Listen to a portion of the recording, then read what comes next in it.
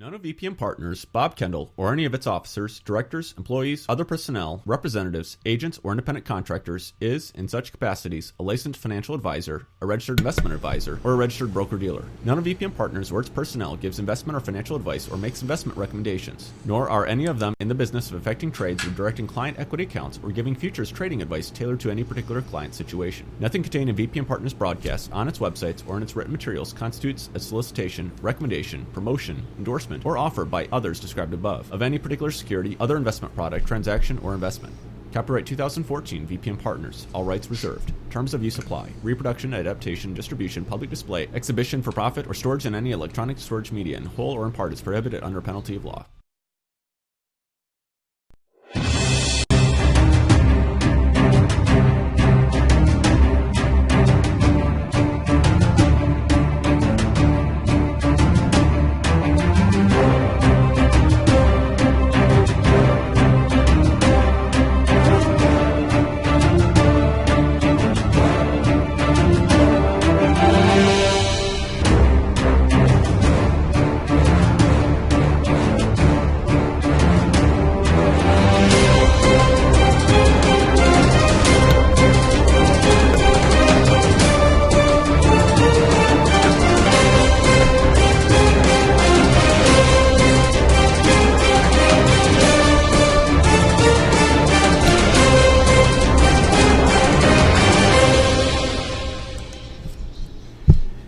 Good morning, afternoon, everyone.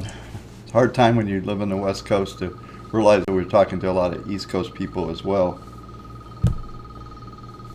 As we start the show today, we're getting finally into the ETF mode, I guess ETF mutual funds, but I think we're going to focus on ETFs, right, Mitch?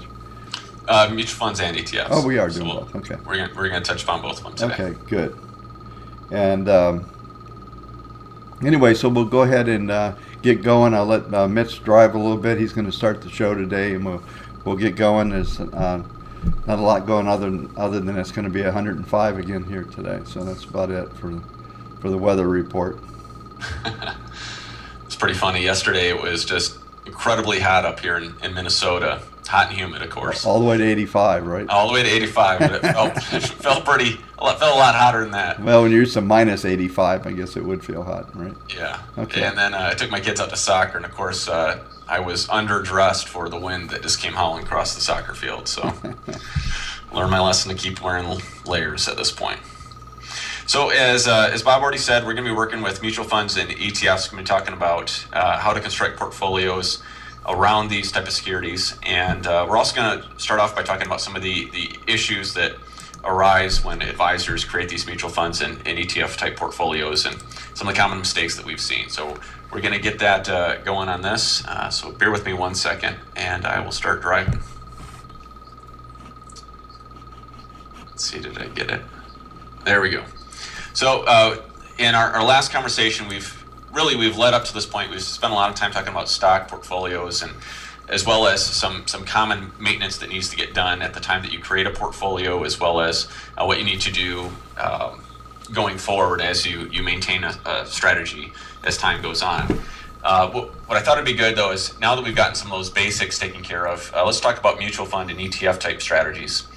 And in some ways, these type of strategies can be a little bit easier to maintain, because typically once you come up with an idea as far as how you're going to construct a portfolio, there really isn't a lot that you need to do as far as switching out positions. There just isn't as much activity when it comes to the amount of trades or the maintenance that needs to get done on it, because they're really pretty self-contained strategies once they're created and implemented. On occasion, you might swap out some positions because you're going to be leaning towards a particular style box or asset class if you have like an explorer type portfolio, or it could be that also maybe one of the securities that you're used to using is closed to new money or does a hard close. In either of those cases, there's some considerations that you have to make to adjust the portfolios.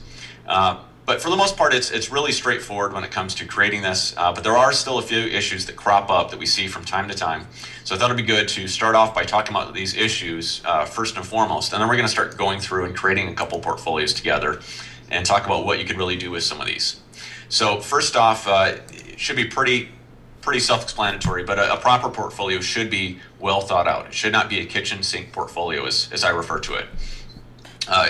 When I say kitchen sink, what I mean by that is we've seen even some longtime VPM users, they'll go out and they'll grab the entire list of non-transaction fee mutual funds or ETFs or all the available 401k or 403b funds that are at their disposal, and they'll load it up within a portfolio, and they'll expect it to have some sort of positive results by just dumping everything they can think of into one giant strategy. And as we'll show you, I've created a sample of this, and it just doesn't work, first and foremost. But there are some things that we can take from those first steps, and we can walk that forward and try to prune some of these positions to maybe come up with a workable strategy. What we're also going to talk about is using the dartboard approach or the watch list compared to portfolios.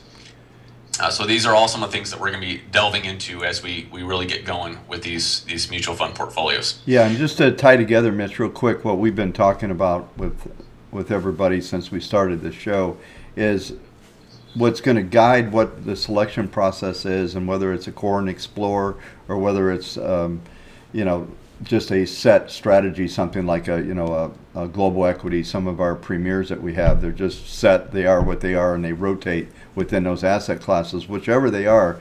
That's defined in that early stages when you're putting together the product in the beginning, is putting that style statement together and deciding what it's going to be. It's fine whatever it's going to be, and then putting some procedures in place. As we talk about process over attitude and opinion, it's really putting all the procedures in place, including any rotation, any of the steps that need to be done throughout each phase of, I guess, building and then ultimately deploying and then maintaining these strategies.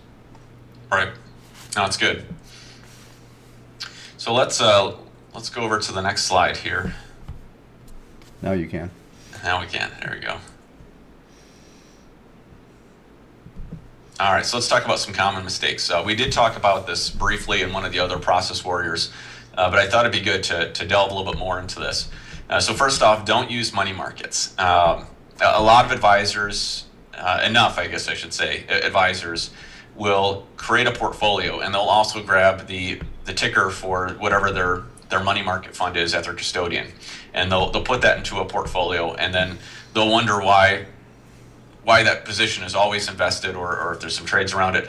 Bob, I know you talked about this before, but I thought it'd be good for you just to explain real quick what are some of the issues when it comes to having money market funds actually active within a portfolio? Yeah, if you look at the equity curve in a money market, it just goes up because it's constantly adding. It just stair steps up, so it's usually going to be always long. So it's going to take part of your allocation from your portfolio that should be actually making money and taking it away.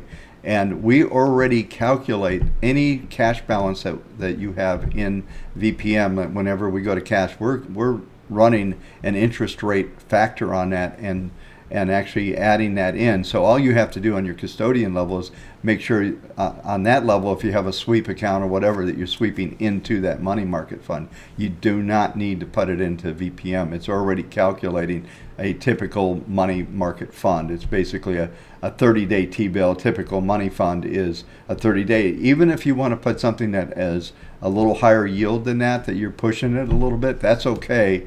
On the custodian side, VPM will do that. And when you go to redeploy that capital from the custodian side, it's all going to come in. That's probably one of the meetings we need to really go next. Probably the next meeting after this is really implementing the strategies and order entries and all that kind of stuff. It just goes on and on. There's just a lot of steps that we need to make sure we cover that you understand.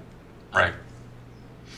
One of the other things, I already mentioned this before, the occasional advisor that creates a portfolio and just takes a bunch of positions and dumps it to a strategy. I thought it'd be pretty good to share a little story, at least from your past, Bob, of this one advisor that created a number of portfolios and didn't even load up like 1,000 positions at a time into a portfolio. Yeah, I forget the limitation. We used to have a lower limitation once upon a time, but Are you talking about yourself? No, I'm talking about myself. Yeah, on I thought you were.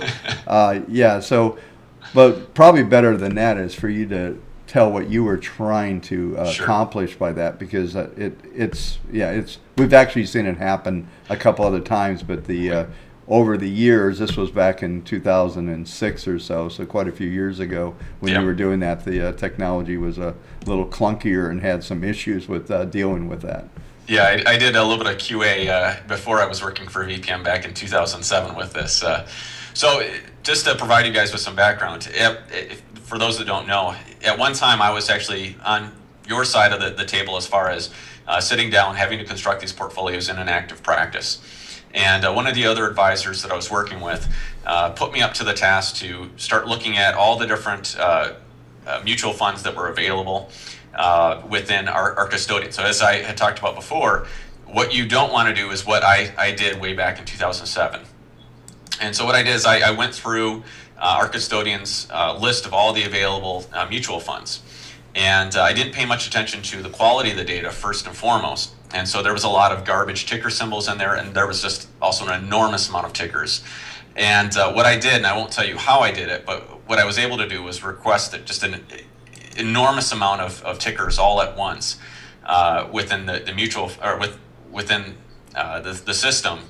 And before I even followed up to see, were the ones that I just requested acceptable within the system, I went on to the next batch. And so I probably did request. I don't want you to have somebody recreating your error. That was somewhat interesting, I would say. Yeah, so I think when all was said and done, I had requested something like 1,000 or 2,000 different ticker symbols within the system, and some were already there and some weren't. And, I certainly hammered down the system pretty good, to the point where Bob locked me out.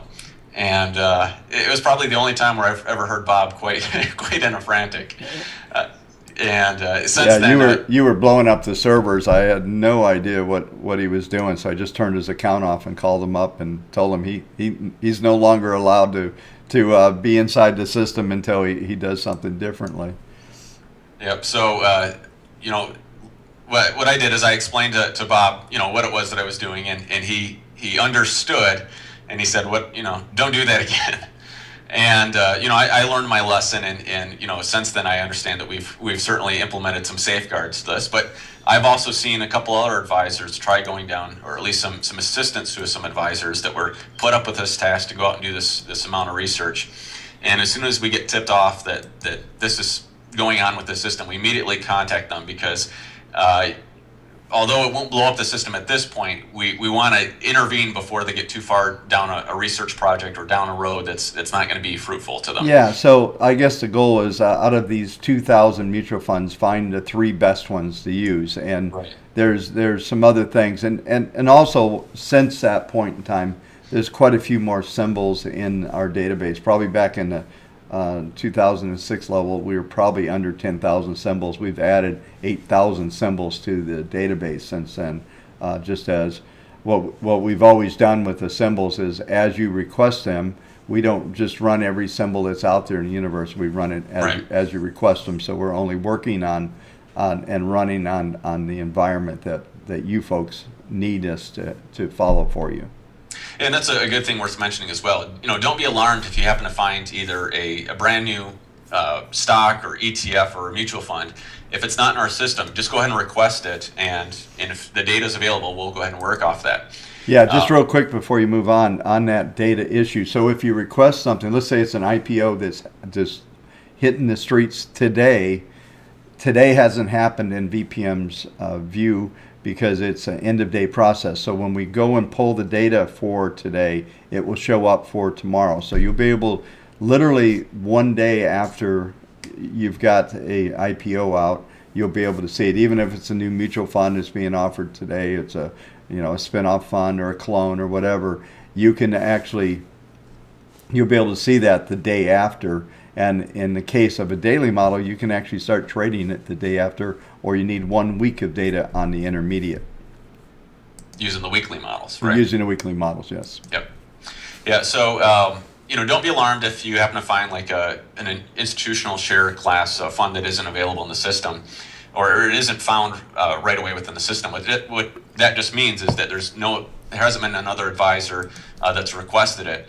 And although we have the ability to go out and grab every single ticker that's out there within a reasonable amount of time, the issue is that it takes longer to do that. And what's the point of trying to maintain quality data on a number of securities if no one actually is using them? So we do have some safeguards in place to maintain the quality of the data, both at our data vendor as well as internally, to make sure that we're catching everything right off the bat, make sure it's squeaky clean, at least to the best of our ability. But if you don't see that right from the get-go, just go ahead and request it. And if it doesn't pop up at that point, then feel free to reach us at support@vpmpartners.com. And our team will follow up with you and let you know if that is a ticker that we could work with. Sometimes and you'll get an email right away that within a Right. minute. It usually takes about a minute or less, and when it hits the database, it's completely run. The models are run, all the research, everything will be right there. So it's pretty much as instant as you can get. Right. We go out and request the data, bring it in, run it, and it takes usually about a minute or less. Yeah, and in the event that it comes back to you saying it wasn't found, double check the typing of that, because all too often what we've seen is someone fat fingers the ticker, and it's a spelling mistake, or there's an additional space or something like that, and the ticker wasn't found that way. But feel free to reach out to us. Almost always you're going to get an email back saying that the ticker was found, the data's been loaded up, and you should be able to go from there. Yeah, anytime we start any kind of data conversation, I get nervous just because it's a never-ending. It is. Data, just real quick, data is alive. So meaning that each time we go out and request the data, there are little incremental changes that the exchange, the mutual funds will update their NAV that they reported yesterday. Typically, all that stuff is done within 3 days. We have it. There's kind of a moving target for the first 3 days, and then there's other things, but for the most part, if you request them, you're going to be in pretty good shape. And if you do see something, you hit the feedback button in 2.0. Tell us what the symbol is and what you saw. It could be a dividend or anything that might be missing or whatever you see. If it doesn't look right, let us know. We typically will catch most of these things, and we're looking for them all the time. But that's certainly something for you to pay attention to. So enough about data. Yeah, data is a 4-letter word around here. So yes, it is. We especially last December, we've had a lot of conversations about that. Well, yeah, because of the big market run, every mutual fund, everybody was doing distributions.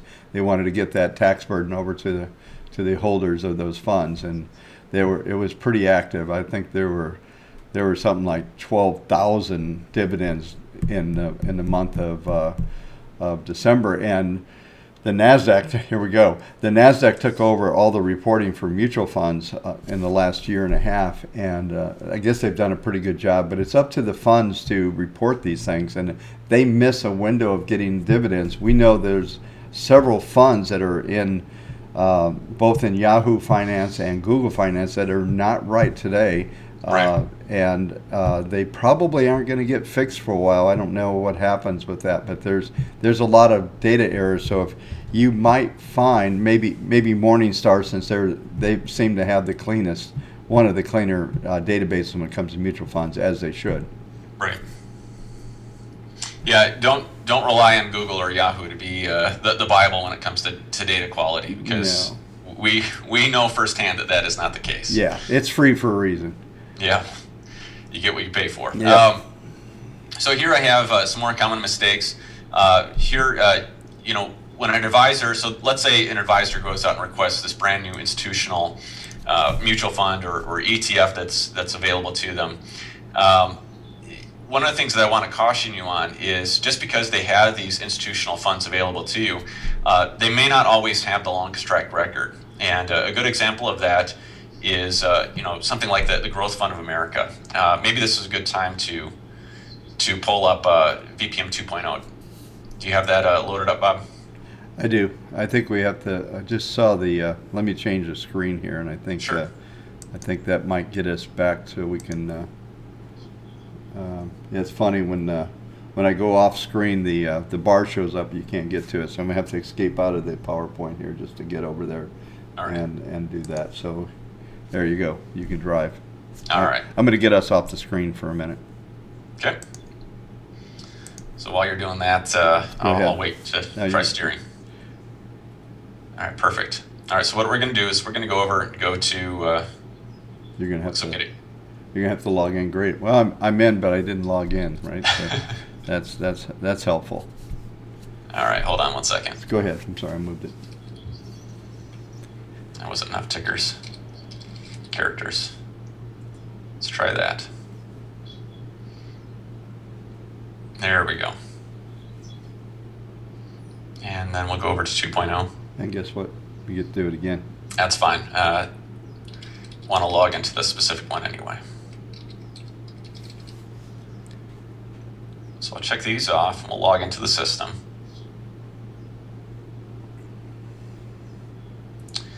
And what I'll do is I'll go ahead and create a brand new watch list. So over here on the left-hand side under quick links, if you haven't used this yet, know this is available to you.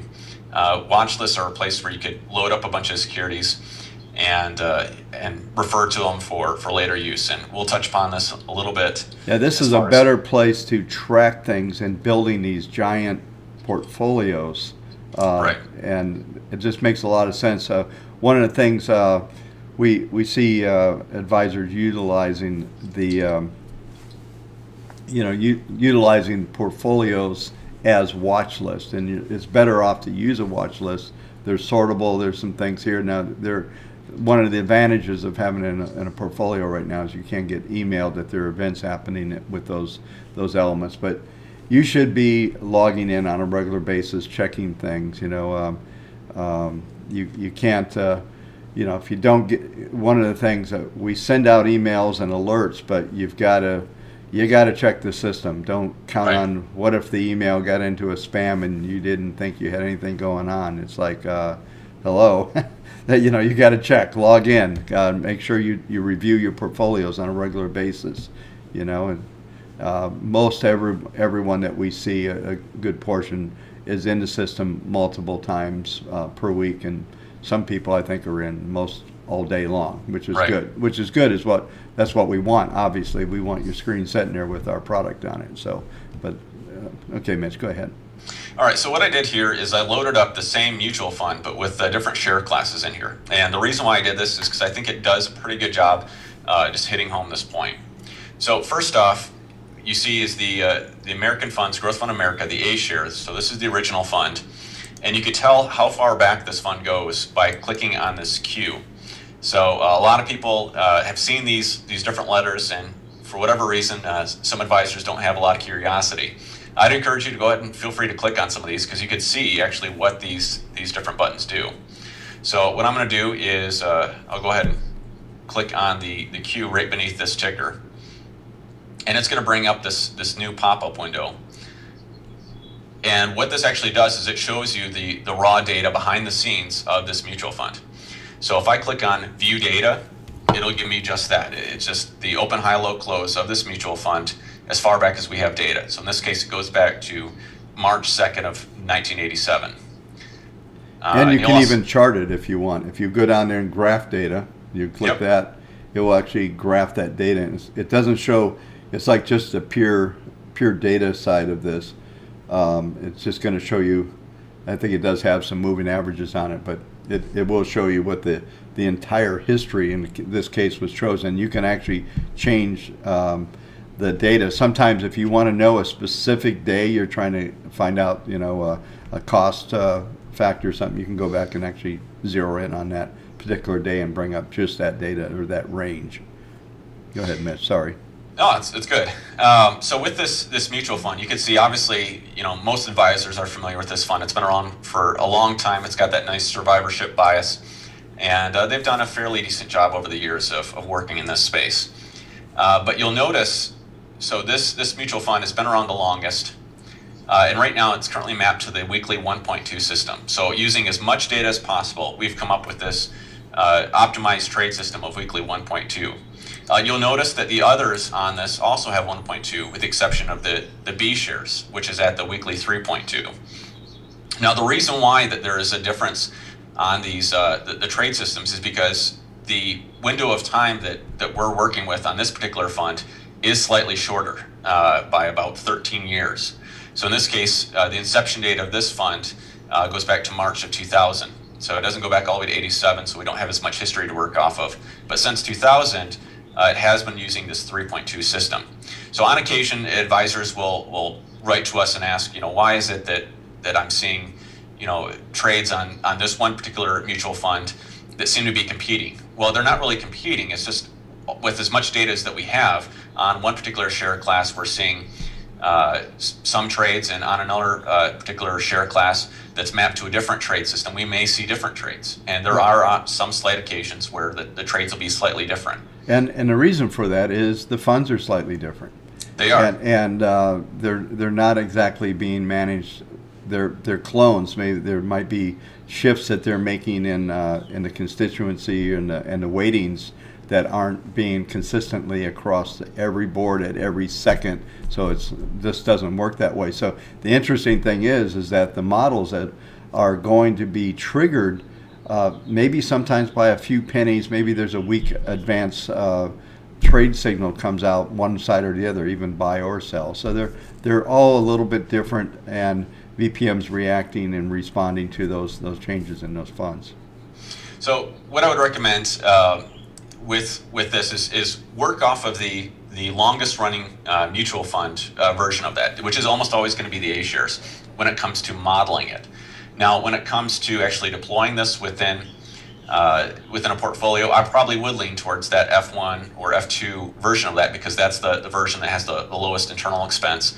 So obviously I want to do what's best for the client when it comes to executing that when it comes time to actually place the trades. But as far as modeling it, what I have always made it a policy is to work off that A share, because I have the longest running data on it. I know with as much data as possible what the trade system is going to be, and it's also typically going to be the cleanest data.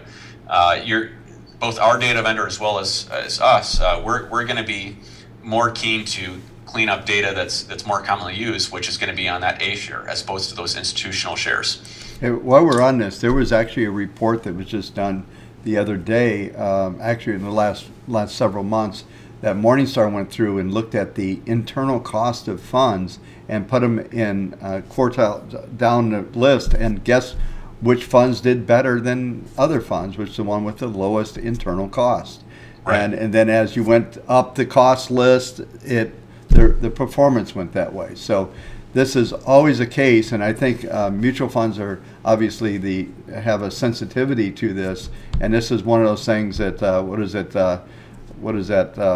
that fund, what is it? My personal funds? Yeah, my personal fund, I think it is. Oh, yeah. Funds. I always put funds with an S, and it's not. But you can see some of the internal costs, and you want to look at that. So some of these lower cost funds really have an edge over even the similar class in there. So something to keep in mind. It's like, hey, of course it would be that way, but maybe it is also possible that maybe one of the different cost funds actually models better, might be a higher cost models better in VPM. So I guess there might be a balance there, but for most of the time you want to go with that lower cost type situation. Right. And so if you're looking at this, you have all these different funds available to you, the different share classes. One of the things that whenever you're building a portfolio is, again, keep track of the inception date. And if you didn't catch it just by my clicking on it, again, the Q, when you click on that, it's going to give you that starting date. So you don't even have to click on view data or view chart to see it. It'll tell you right from the point that you click on it what the inception date of this individual security is. And you can just keep going down the list, click Q again, and it will pop it back up for each of the different ones. So you see, in this case, the C share has been around since 2001. And then the F2 down here, you'll see is the newest version of it, which has only been around since 2008. So obviously, if you were to load this up in a portfolio, and let's say you're working with a bunch of mutual funds that have been around, or at least have had a version of the fund around for a long time, if I were to construct a portfolio going back to 2000, and I were to include this F2 share version of it, I'm not going to be working with any data from 2000 to 2008 for this particular fund, because there's nothing to work off of, right, unless I grab that A share version of it, which does have that longer track record. And you folks should go back. We went through quite a bit of detail on that. So let's move on at 1:30 to get into some meat here. Way too much data talking here. Too much data. Yeah, we need to move forward here. All right. They're all important things that need to be understood. Yeah, I know, but we need to stay on track. We need to get some building done. All right. All right. So. And we also talked about this. Watch for falling prices. Last year we saw a lot of these distributions get kicked out, and advisors were just blindly going off of a trade without actually verifying the data. So again, check the trades before you more data. Yeah, more data. Yeah, it comes down to this, folks. Pay attention. I mean, this is really serious stuff that we're doing here, and we do our best. We have 18,400 some symbols to watch through, and we're looking for data issues all the time. Boy, we really got, every time you put that four-lettered word out here, we get stuck in it. So, all right. So moving on, let's talk about some proxy portfolios.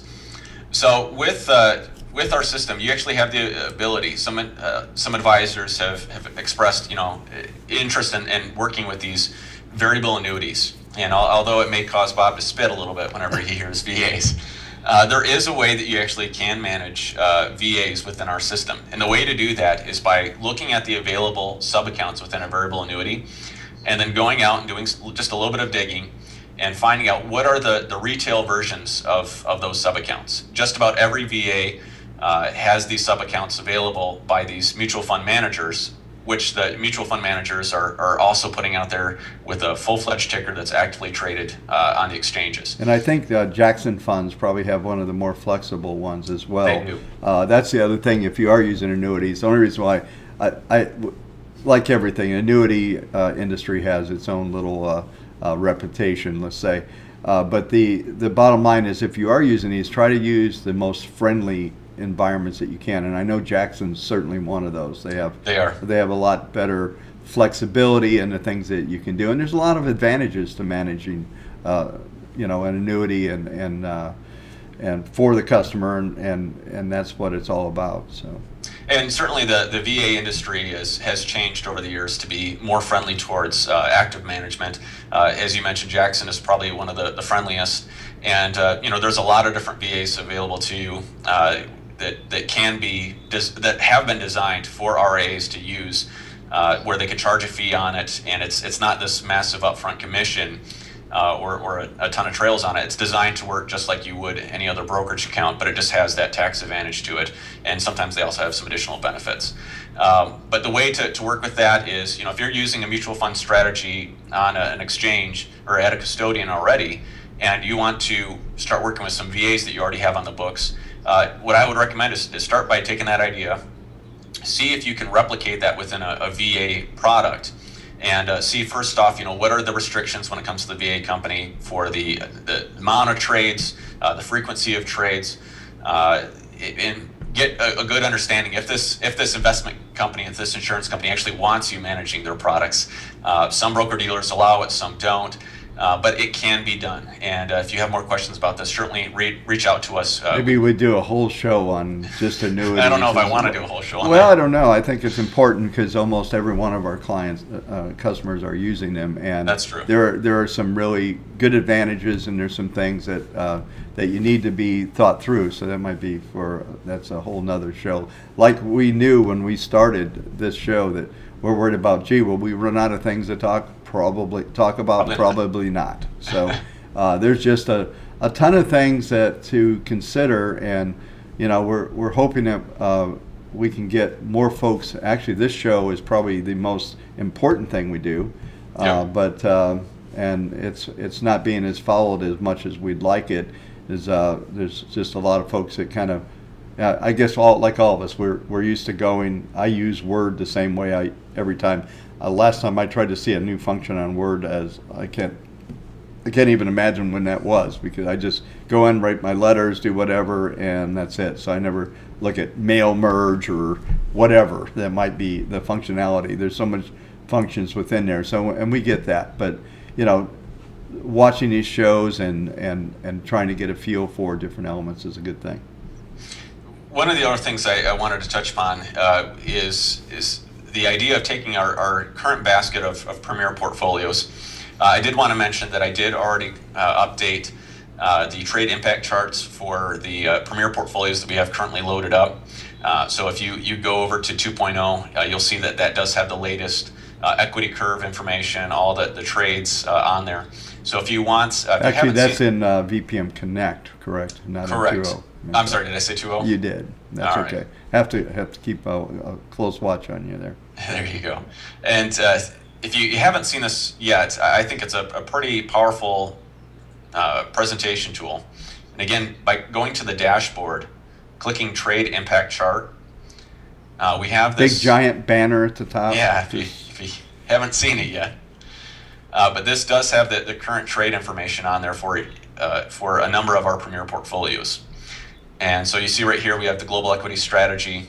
And if I were to grab something like EEM here and just click on this name, let's see, am I clicking it? There we go. Yeah, it's working. It'll highlight all the trades for EEM over the span of this portfolio, so you can see how much impact each of these trades have had. But this is, I think, a really powerful presentation tool when it comes to understanding what it is that we're doing within a portfolio. But let's say you're working with this, and I've heard a number of advisors that are working with other custodians.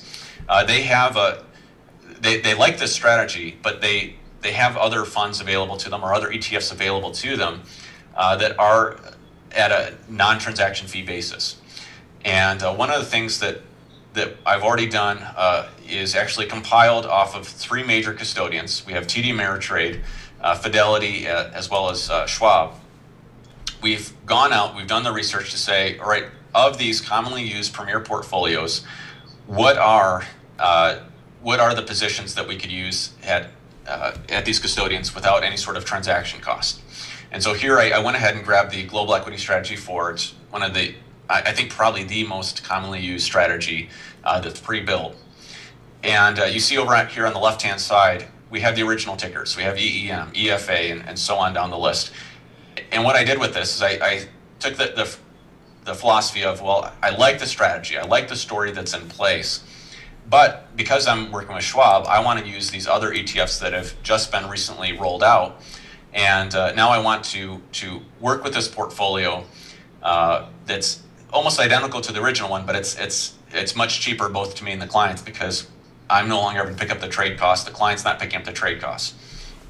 And so one of the things that I wanted to start off with is first off, if you have this available to you, go ahead and find out what the proxy is at the custodian. So here I've already gone through and I've grabbed the non-transaction fee ETF version at Schwab for each of these different securities. What I also did is I manually forced in the trade system as it's represented by the Global Equity Strategy 4 original version. The reason why I did this is just like what we had talked about before, just a few minutes ago, when it comes to the span of time that a security's been around and what the optimized trade system is. So if you were to take these exact same securities, load them up in a new portfolio, I think there's going to be 1 or 2 differences because these ETFs just haven't been around as long. And you'll also notice down here at the bottom, the current inception date for the Global Equity Strategy 4 portfolio is April of 2003. Now, these funds have only been around, I believe, since mid to late 2011. So what I did in this example is I went ahead and set the inception date to the beginning of the first full year. So I just went ahead and put it to January 1st of 2012. I still kept the same trade system for each of the securities as represented on the original. I also kept the same allocation factor. And what this portfolio will do is it'll represent or it'll match pretty closely to the Global Equity Strategy 4 as it currently exists within the Premier portfolio, but it won't be identical. And as we've already talked about, there's slight differences within every single mutual fund and ETF, even within the share classes. And so even if you have this available to you, you have the same allocation factor, you have the same trade systems, just because these are slightly different funds, you're going to see slightly different performance. You may see one ticker trade different from 1 week to another, where maybe the original system has a trade that the Schwab version doesn't. So don't be alarmed that happens. It's just the nature of working with these proxies. But one of the things that we're going to do is, we'll actually go through the steps to build this. But we're also going to be rolling out this month versions of a lot of these premier portfolios using these non-transaction fee proxies at TD Ameritrade, Schwab, and Fidelity. And we're going to load it up in the system. I would encourage you, before you run with it, double check the securities. We're pretty confident that these are all non-transaction fee securities. But if that is a concern, I want you to take a look at it. Just verify it on your end, because obviously things change as we've done research. And if you find that there's any questions about it, let us know, and we'll follow up with you on that. And then there's likely more to come. There's a lot of different custodians available to you. There's new contracts that have been signed over the last couple months with these custodians around flexible basis point pricing. And so we're going to have some conversations about that as well, as far as how to run some of these strategies at the lowest internal cost possible for you and your clients, and still be able to have these pre-built for you so that you can just pick it up off the shelf and run with it. Man, it's hard to get a word in here. I'm sorry. I've been waiting for 5 minutes. You've been waiting? This guy just won't shut up over here. I'm just joking. But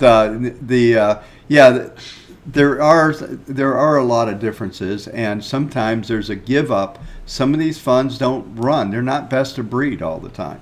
Right. And so some of these funds don't run as well as the classic EEM and EFA. But if the transaction cost and those things are sometimes a very sensitive element through a lot of practices, depending on how you look at the cost of running your business and delivering the products to your customers. So that's certainly something that you want to pay attention to. In the end, you might find maybe you have better returns using these other ones. But we do see a lot of demand for this, and so like Mitch said, we have worked on getting all the different custodians. What are the custodians that we have, Mitch, that we've built these for so far? What's the plan there? So far we have TD Ameritrade, Charles Schwab's, and Fidelity. Boy, next screen. That was pretty good, huh? Yeah. It's like I had it planned or something. Yep. So we're going to roll these out first. We've already put these together on our end. We just have to put them onto the Premier account so you can subscribe to them.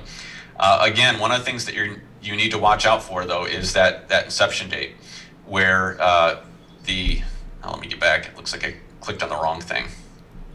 Can you go ahead and take us back, Bob? 2 slides. I might be able to. 2 slides? Yeah, 2 slides. Okay. Get us to that Global Equity Strategy 4 one. No problem. There you go. So just one of the things to watch out for is the inception dates will be different because obviously these securities haven't always been around as long as the original ones, which is why we created these to begin with long ago.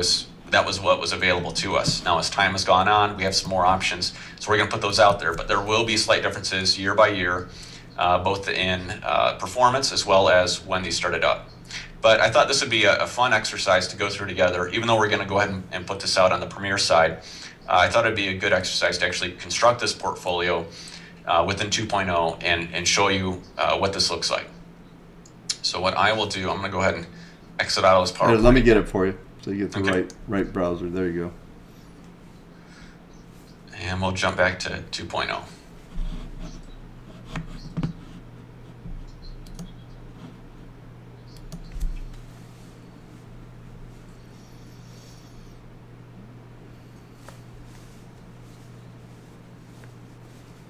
All right, so we're going to go over on the left-hand side and click on Create Modify.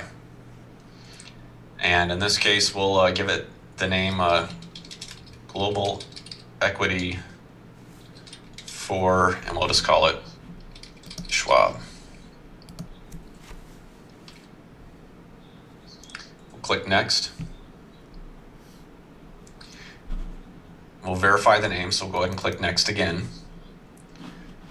And as always, the inception date's going to default to the beginning of the year 5 years ago. Now, as I had already mentioned, these ETFs haven't existed as long as what this is trying to go back for.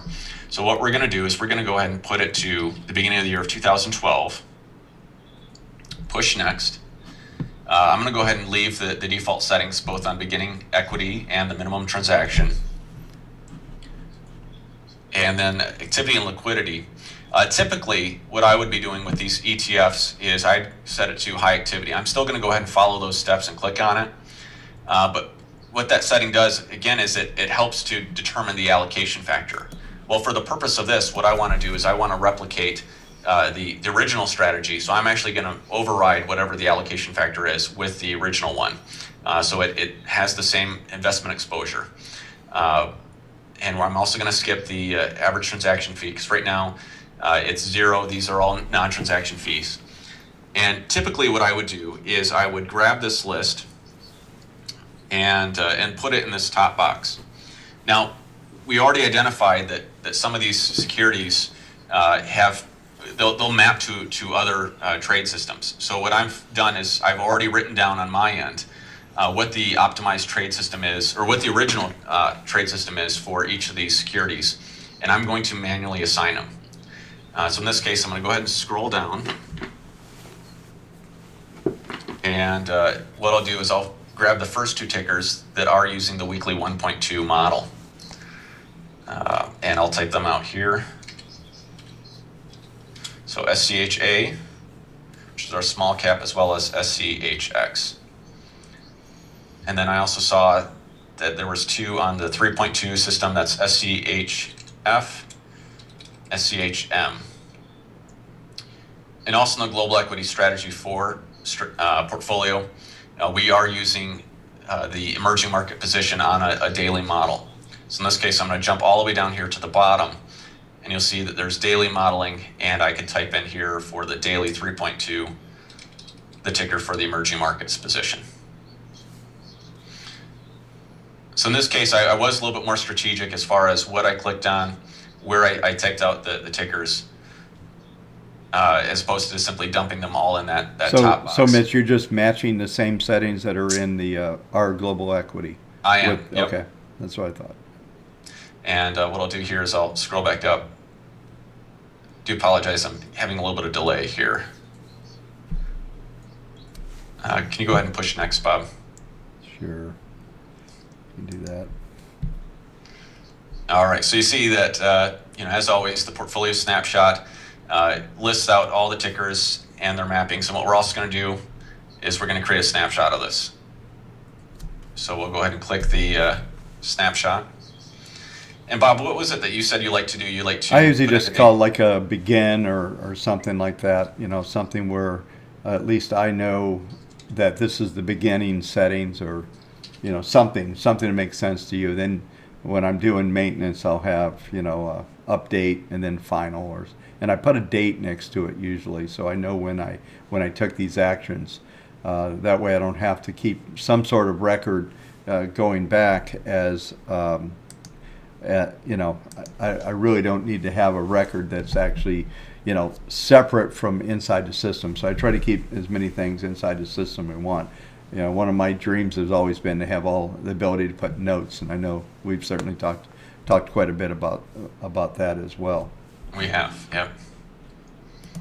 All right, at this point, what we're going to do is go ahead and click next. Now that we've taken the initial snapshot of it, I'm going to go ahead and put in quarterly, because that's what we have mapped out on the other one, and we're also going to stick to that same 1.5% management fee. And I'll click next again. And as I had mentioned, it's going to try calculating that allocation factor based upon this span of time, so the beginning inception date of the portfolio, as well as the activity and liquidity settings. But because I want this to replicate the original strategy as much as possible, I'm going to go ahead and type in the same allocation factor that's on the existing Premier Global Equity Strategy 4 portfolio. Click next, and then I'm going to allocate this. So what we've done is we've just created a non-transaction fee ETF version of the original Global Equity Strategy 4 portfolio.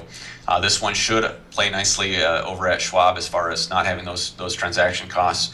And so I'm using the same approach, the same methodology when it comes to constructing the portfolio. I'm just using slightly different positions when it comes to what securities I'm actually execute on at this.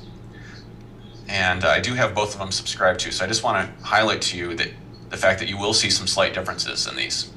So here we have, here's the new one, Global Equity Strategy 4 Schwab.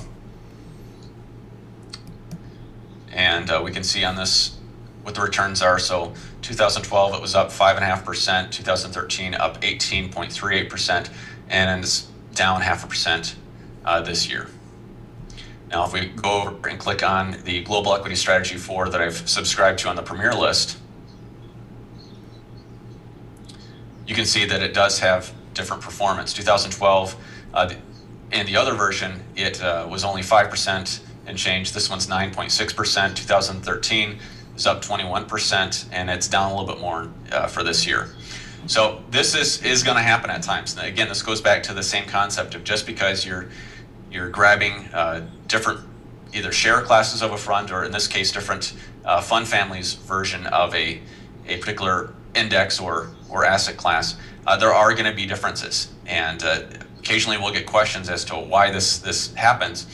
But the reason for this is because they are different securities. If you overlay them side by side in your favorite tool, you'll see that they don't always perform identically.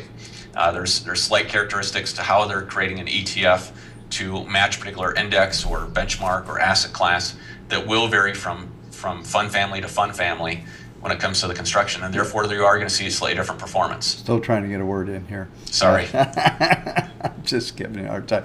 But the thing that I think is important to understand here is this also illustrates what best of breed versus cheap, so to speak. So while Schwab is telling you, I'd like to know what the internal cost is on these funds. While they're not charging you a ticket, it looks like somebody's still paying. And that's the interesting thing about the mutual fund world, and even on the ETF side as well. There's some of these so-called no transactions. You're still paying. Somebody's paying. Somebody's paying. And so they just make the fees go away. Like it's like the one of my old buddies on the trading floor used to always say when the arbitrageurs would come in or somebody would come in and go, do not pay attention to the man behind the curtain, and so a lot of times that's what they're doing is they've got a man behind the curtain and the costs are there. So it's worth looking at that, because obviously if you made I think it was 3% one year, another 4% another, and if you're charging whatever you're wrapping these things at $1.50 or whatever, there's probably the ticket fees end up to be a non-event. So that's certainly something to look at. We've had a lot of requests for them. We're going to build these. If you want to use them, we see a lot of folks using them. Unfortunately, there might be a give up for having the, trying to avoid some ticket cost internally might actually be costing more than you think on where it really counts is on the performance side. Yeah, and so this is the exercise that I've gone through with a number of advisors over the years. When they express interest in this idea, I don't necessarily think it's a bad idea. I think it's something that you should consider, especially if you can get virtually the same performance with a lower internal cost. But as you go through the steps, this is the best steps possible to look at this issue, see if it makes sense for running this strategy, and you'll see what the difference is when it comes to performance, as well as how that affects your internal profitability. Because although you're not paying the ticket charges in this example on these ETFs, those portfolios haven't grown as much, which means they're not worth as much as the original one was to be able to charge management fees off of. So there's all these different ripples, if you will, for that need to be considered when you take on these new strategies. Yeah, and I think one of the things that might be interesting, Mitch, maybe we could put some kind of comparison grid together on some of these funds. We'll have to think about that, because that would be nice to be able to just pull it up without having to have folks out in the field do the research. Just go, hey, here's the comparison, here's the give up. What do you want to do? Click on the one that you want and go forward. I think that might be something worth taking a look at. It seems like in my mind's eye right now, it seems fairly easy. To put it in a spreadsheet or some kind of a tablature format that we could have some comparisons both on ticket cost, and typical ticket fees and things for these different custodians that we know that folks are paying, and you could really see what the true give up was. Yep. Yeah, there will be some changes both to the trade impact chart as well as some additional resources that we'll publish around these concepts, where we're taking the same original strategy. We'll still obviously maintain the original Premier portfolios, but with these proxied versions at these different custodians. We're going to show you what that looks like in a variety of different ways, so you can see how well these work. Yeah, I mean, let's face it, folks. What we're trying to do is to help facilitate the things that you want to do with your practice, how you want to run it. We're not telling you certainly how to run it. We may have our opinions about things, but in the end, it matters how you want to do it. So some of these we've seen a lot of this use of these different funds and substituting. So we figured we'd get involved, at least try to find the best of breed and the best elements that were within the custodians, and at least we would have that view there for you to look at and have the work done for you ahead of time. And that's the point of the premieres, of having that turnkey approach to the markets. Yep. Yeah, a lot of advisors that have started down this have been very happy, and so now we're just going to be rolling it out to everybody.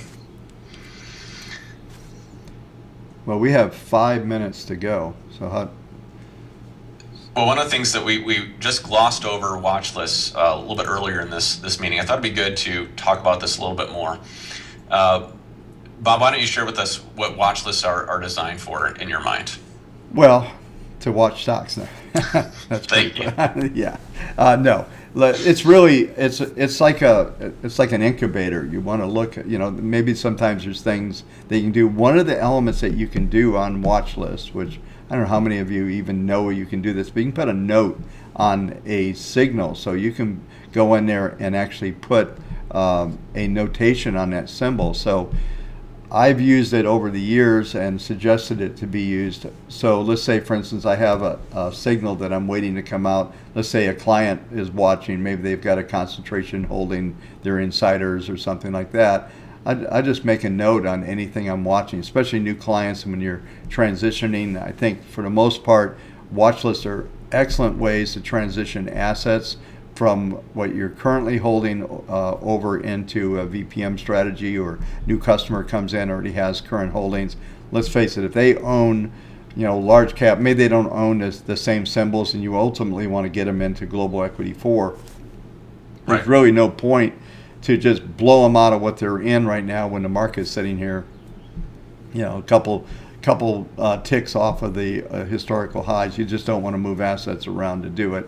There's a right way to do it, and that's probably another show, right? How to transition assets from when they come in the door, how to be effective in doing it. Sometimes it's just to flop the assets.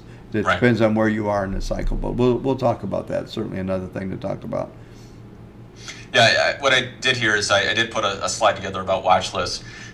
What I've seen it used for, and what I've used it for myself over the years within a practice is, of course, if I have a current stock screen, if I want to watch this for the current month or quarter, or maybe for the entire year, maybe it's not all the positions that I'm running within a portfolio, but it's all everything that passed the screen. What I'll do is I'll create a watch list around that screen.